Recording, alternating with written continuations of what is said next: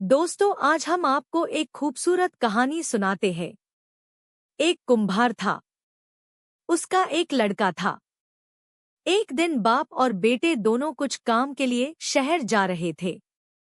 वे अपने गधे को भी साथ ले जा रहे थे। आगे बाप, बीच में गधा और पीछे बेटा, ऐसे वो लोग चल रहे थे। थोड़ा सा चलते ही एक गांव आ गया। गांव में कुछ बच्चे खेल रहे थे। उस बच्चों ने ये तीनों का जुलूस देखा। यह देखकर एक लड़का बोला, ये तो कोई मूर्ख लोग ही लग रहे हैं। गधा अकेला जा रहा है और ये दोनों चल रहे हैं। क्यों ये बाप अपने बेटे को इस गधे के ऊपर नहीं बिठाता? कुम्हार ने इस बच्चे की बात सुनी और उसने अपने बेटे को गधे के ऊपर बैठा दिया और वो लोग आगे चलने लगे। थोड़ा सा चलते ही दूसरा गांव आ गया। इस गांव में कुछ लोगों का झुंड था और सब मिलकर ये दोनों को देखकर बात कर रहे थे। वो लोग बोल रहे थे कि देखो कैसा कलयुग है। बेटा आराम से गधे के ऊपर बैठा है और बाप बेचारा चल रहा है। बेटे ने यह सुना और उसने बाप को गधे के ऊपर बैठा दिया और वो खुद चलने लगा। इस तरह चलते चलते कुछ देर बाद तीसरा गांव आ गया। इस गांव में कुछ महिलाएं कुएं में से पानी निकालकर पानी भर रही थी। इस बाप बेटे को देखकर ये महिलाएं भी बातें करने लगी। उसमें से एक महिला ने अपनी सहेली को बोला कि देखो बाप सवारी कर रहा है और बेचारा बेटा चल रहा है। क्यों न ये बाप अपने बेटे को भी अपने साथ इस गधे पर बैठने दे? उस महिला की बात सुनकर बाप ने अपने बेटे को भी गधे के ऊपर बैठा दिया।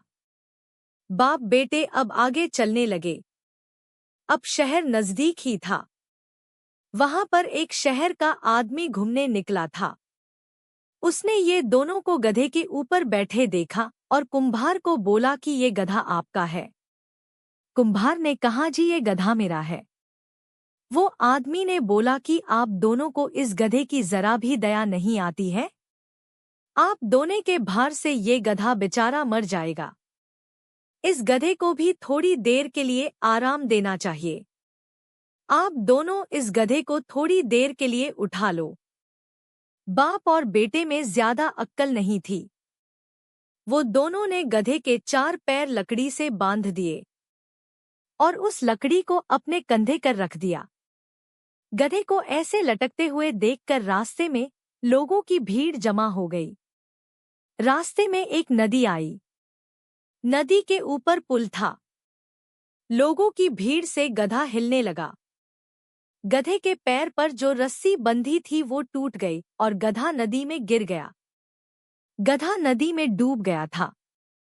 बाप ने बेटे को समझाते हुए बोला कि ये सब हमारे साथ लोगों की बुद्धि के हिसाब से चलने के कारण हुआ और हमने अपना गधा गुमा दिया। इस कहानी से हमें ये शिक्षा मिलती है कि हमें सुनना सबका चाहिए पर करना सिर्फ वही चाहिए जो हमें ठीक लगे।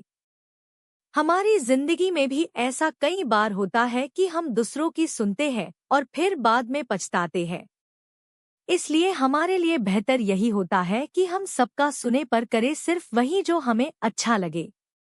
अगर आपको हमारी स्टोरी अच्छी लगी हो तो अपने दोस्तों के साथ भी शेयर कीजिए और कमेंट में जरूर बताइए कि कैसी लगी हमारी स्टोरी।